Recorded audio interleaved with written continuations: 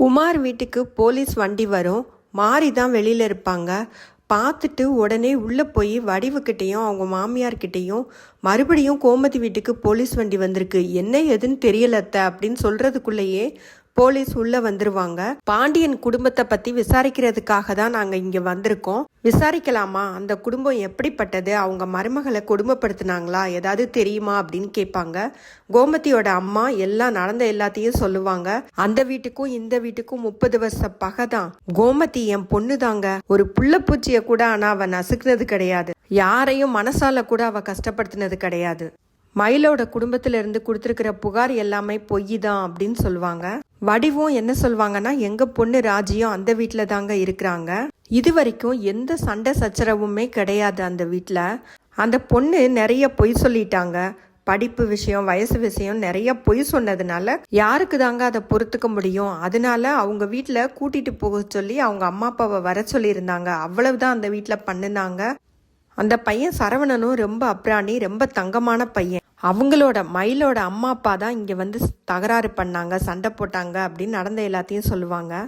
மாரியும் பாண்டியன் வீட்டுக்கு சப்போர்ட் பண்ணி தான் பேசுவாங்க. எல்லாருமே பேசினதை அவங்க நோட் பண்ணிட்டு கிளம்பிடுவாங்க. அக்கம் பக்கத்துலேயும் நிறைய பேர்கிட்ட விசாரிப்பாங்க. எல்லாருமே பாண்டியன் குடும்பத்தை பற்றி ரொம்ப நல்லாவே சொல்லுவாங்க.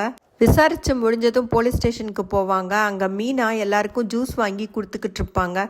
ஏம்மா நீ வெளியில் போமா, எத்தனை தடவைம்மா சொல்கிறது, காலையிலேருந்து காஃபி டீ ஜூஸ்ன்னு வாங்கி கொடுத்துக்கிட்டே இருக்க, வெளியில் போமா, நீ இங்கெல்லாம் இருக்கக்கூடாது அப்படின்னு சொல்லிட்டு மீனாவை வெளியில் அனுப்பிச்சி விட்டுருவாங்க.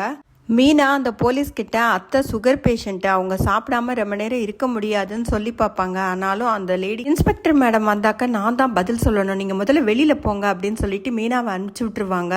மீனா வெளியில் போயிட்டு அவங்க அப்பா கிட்டேயும் கோமதியோட அண்ணனுங்க கிட்டேயும் பேசுவாங்க.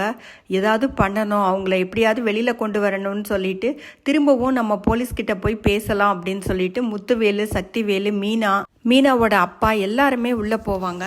முத்துவேல் போலீஸ்கிட்ட எல்லாத்தையுமே சொல்லுவார். நீங்கள் தான் அக்கம் பக்கத்தில் எல்லா இடத்துலையும் விசாரிச்சிட்டிங்கல்ல, அவங்க கொடுத்த புகார் எல்லாமே பொய் புகார் தான். எங்கள் வீட்டு பொண்ணு அந்த வீட்டில் இருக்காங்க, எந்த கஷ்டமும் பட்டது கிடையாது. எங்கள் வீட்டை விட அந்த வீட்டில் தான் என் பொண்ணை நல்லா வச்சுக்கிறாங்க அப்படின்னு சொல்லுவாங்க. அது மாதிரி மீனாவோட அப்பாவும் என்ன சொல்வார்னா, என் பொண்ணு எங்கள் வீட்டில் இருக்கிறத விட அவங்க மாமியார் வீட்டில் இருக்கிறது தாங்க ரொம்ப சந்தோஷம்னு நினைக்கிறாங்க. அவங்க வீட்டில் அந்த அளவுக்கு ரொம்ப நல்லா பார்த்துக்குவாங்க. மருமகளை பெத்த மகளாக தான் பார்க்குறாங்க. நைட்டெல்லாம் அவங்க இங்கே இருக்க வேண்டாம், எப்படியாவது அவங்கள வெளியில் விடுங்க அப்படின்னு கெஞ்சி ரிக்வஸ்ட் பண்ணி கேட்பாங்க. ஆனாலும் அந்த போலீஸ் அம்மா என்ன சொல்லுவாங்கன்னா, அரசி, ராஜேஸ்வரி இவங்க 2 பேர் மேலேயும் அதிகமாக கம்ப்ளைண்ட் இல்லை, வேணும்னா அந்த 2 பொண்ணுங்களையும் இங்கே கூட்டிகிட்டு போங்க, மற்ற எல்லாருமே இங்கே இருக்கட்டும் அப்படின்னு சொல்லிடுவாங்க. கோமதியை விட்டுருங்கன்னு சொல்லிட்டு எப்படியாவது கேட்டு பார்ப்பாங்க, ஆனால் விடமாட்டாங்க. வெளியில் வந்ததும் இன்னைக்கு நைட்டு ஃபுல்லாகவே இவங்க இங்கே தான் இருக்கணும், எஃப்ஐஆர் போட போகிறாங்க அப்படின்னு தெரிஞ்சதும் கோமதி ரொம்ப வருத்தப்படுவாங்க. சரி இந்த 2 பொண்ணுங்களையாவது விட்டாங்களே அப்படின்னு சொல்லிட்டு, அரசிமா நீ கவலைப்படாத, நீ போ, மீனா பார்த்துக்குவா, எல்லாத்தையும் மீனா பார்த்துக்கோமா அப்படின்னு சொல்லிட்டு ராஜியவும் அரசியவும் அனுப்பிச்சு விடுவாங்க. சக்திவேல் கோமதி கிட்ட வந்து, ஆத்தா என்னைய மன்னிச்சிடு ஆத்தா, எல்லாமே என்னால தான் அப்படின்னு சொல்லிட்டு ரொம்ப வருத்தப்படுவாரு. அது பார்க்கறதுக்கு அவ்வளவு ஆனந்தமா இருந்தது. இருக்கிறதுலயே அதிகமா சண்டை போடுறது சக்திவேல் தான், ஆனா அதிகமா பாசத்தை பொழியறதும் சக்திவேல் தான். அவ்வளோ நல்லா இருந்தது. ஒரு அண்ணனும் தங்கச்சியும் ஒன்று சேர்றத பார்க்கும்போது ரொம்ப சந்தோஷமா இருந்தது. சரவணனும் அந்த போலீஸ்காரங்க கிட்ட எவ்வளவோ பேசி பார்ப்பாரு. நான் தானங்க தப்பு பண்ணேன், என்ன தானே நீங்க உள்ள வச்சிருக்கணும், நான் எவ்வளவு நேரம் வேணாலும் இங்க இருக்கிறேன், என் குடும்பத்தை ஏன் கஷ்டப்படுத்துறீங்க, அவங்க எல்லாரையும் போ சொல்லுங்கன்னு எவ்வளவோ கேட்டு பாப்பாரு. விசாரணை முடியாம யாரையும் அனுப்ப முடியாது அப்படின்னு சொல்லிடுவாங்க. அவ்வளவுதான், இன்னைக்கு எபிசோடு முடிஞ்சதுங்க.